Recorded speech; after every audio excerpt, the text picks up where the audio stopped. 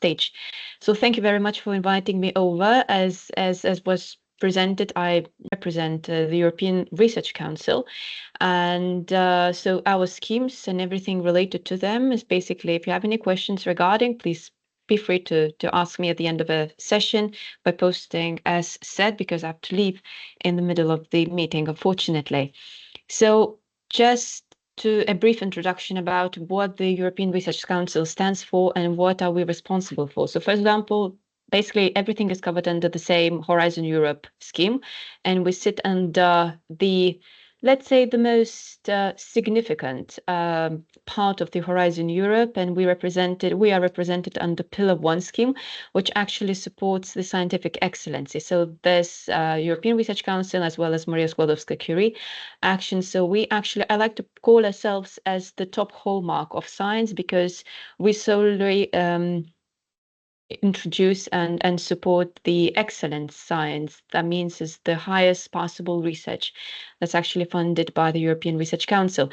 Horizon Europe has been very generous in terms of funding, and there is an increase of by 22% from the previous counterpart, Horizon 2020. So within this framework from 2021 to 27, we are awarded by the European Research Council, European Commission, by 16 billion euros per budget. So we support the best independent researchers in Europe.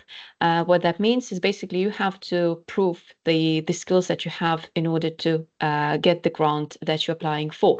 And as said before, it's the scientific excellence and it's a frontier research. That means it's never been done before. Obviously, it has to be proven to be like, you know, the top research, you know, in your research area. So moving over, just a little bit about the structure. Although we've been established by European Commission, you know, but I tend to think of ourselves as a tiny little community within the European Commission, because European Research Council is composed of Scientific Council, which is based on, like, you know, 22 independent scientists are there, as well as our own independent autonomous president. At the moment, this is current president is German biologist Professor Maria Leptin.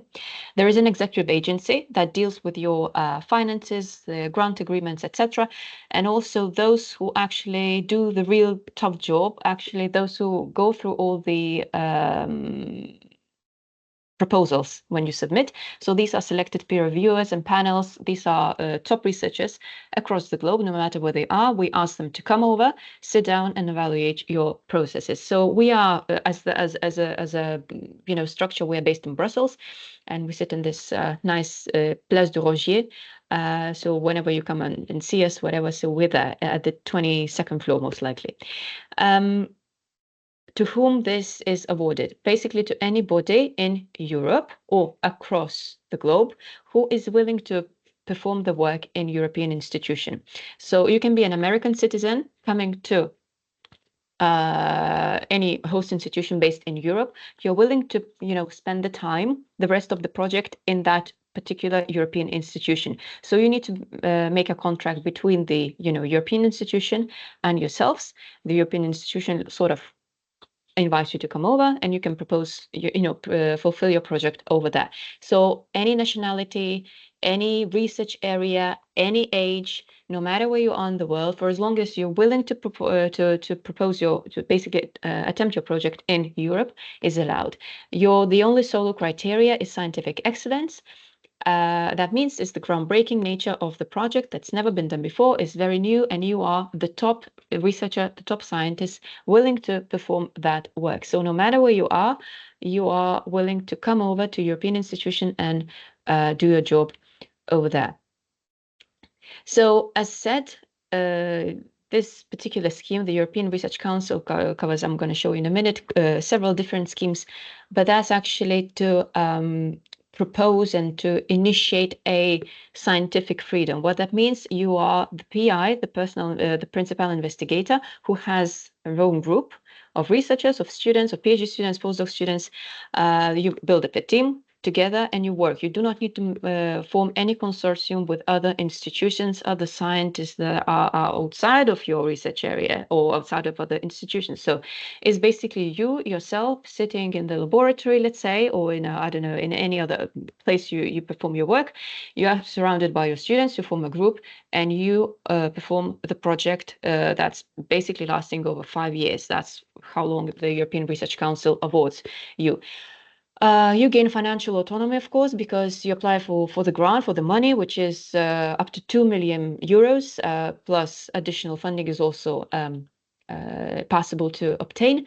You can move with the grant to any European country. So even if you are European, let's say you're from Latvia, you're willing to perform your work in, I don't know, in Germany, you can go there for as long as you keep a good, obviously, relationship with that host institution. So you're free to move no matter where in Europe. But obviously, that has to be done within the European Union or associated country. An associated country, there is a list of associated countries, but just to give a very brief example, the United Kingdom is now associated country because it left the European Union, but it retained the right to be part of Horizon Europe scheme. So it's now fully autonomous, fully treated as equal as any other European member country in the Horizon Europe scheme. Therefore, we see a big sharp actually in increase of applications for as long as United Kingdom is present within us.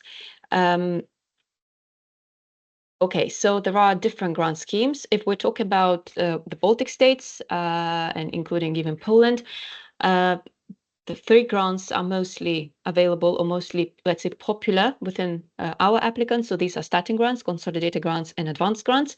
And what's the difference is basically the age of a scientist, of a researcher, because obviously, as is indicated in the slide, there is a different age gap. So either 2 to 7 years after PhD, then we're going up the ladder, 7, 12 years, and advanced grant, which is, as terminology states, advanced.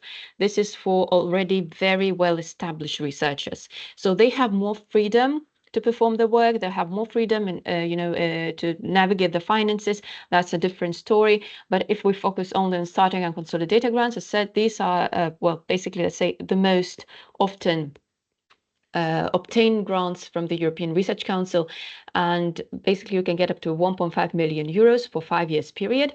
As said, you can also apply for additional funding. Additional funding reaches 1 million euros, and you can get, buy expensive equipment if you need to perform your work. You can, cover your travel grants, etc. So it's a generously very well funded scheme, and you have like a freedom to perform your work for 5 years, which is a significant amount of time to do your job well.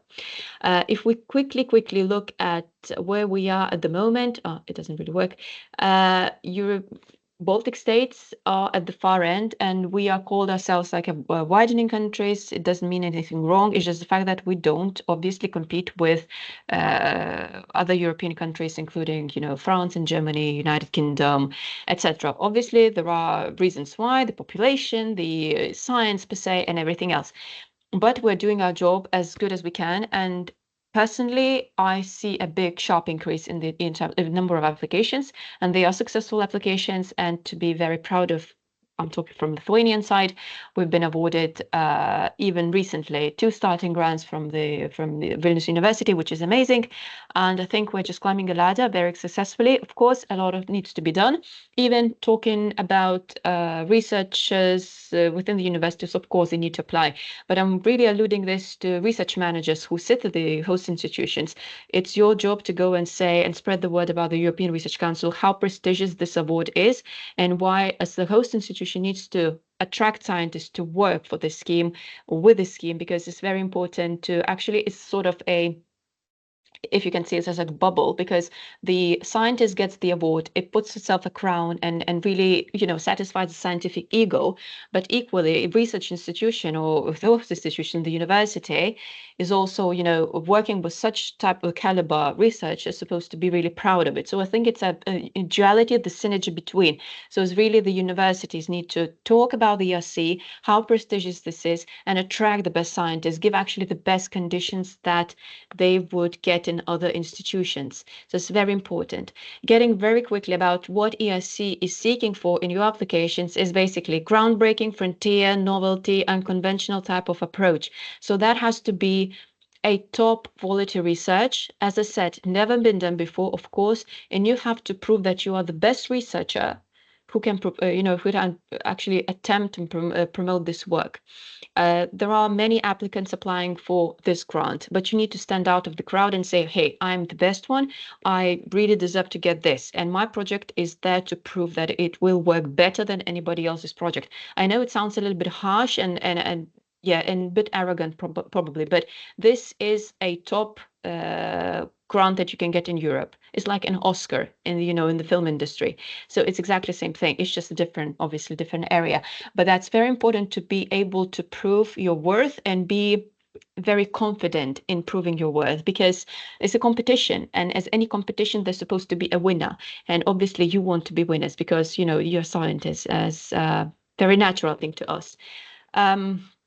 There are panels, and panels represent, they're basically a little institution like the department at university. There's physical science and engineering, social sciences, and life sciences, and any scientists across those three disciplines, they can actually find themselves within those, panels. So it can be a mathematics, can be history, can be archaeology, can be molecular biology, or whatever.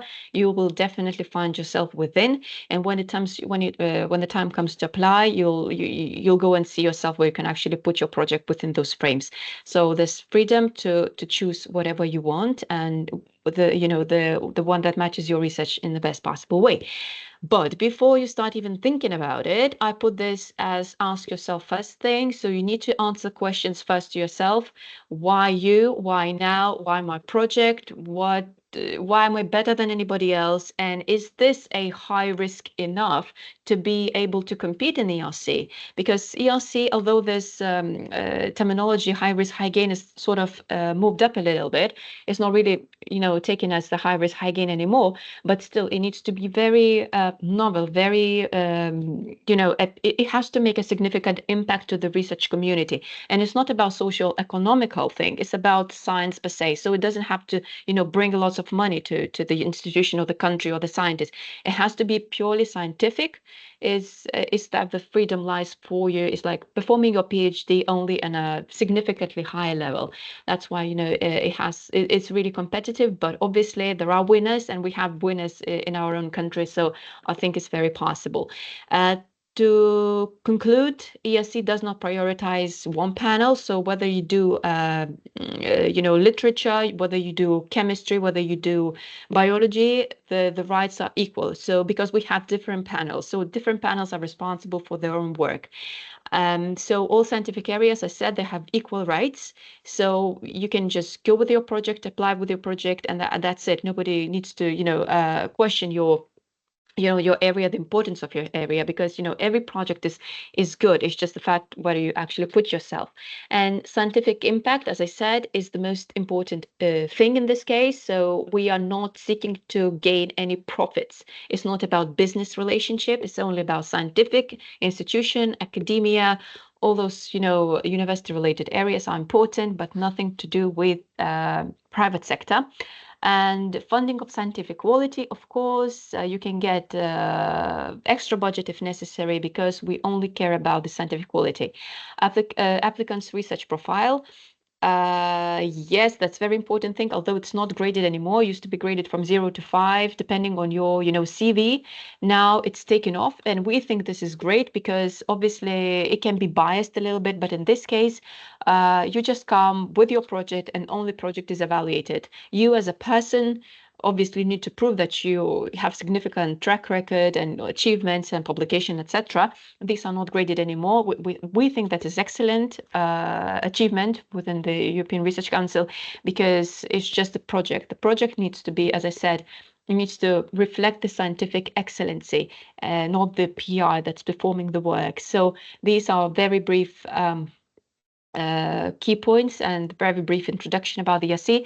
If you do have any questions, feel free to contact me. I'm there to actually answer questions, but I'll leave in like 15 minutes. So please navigate your questions to the organizers. And it's been a pleasure. Thank you very much.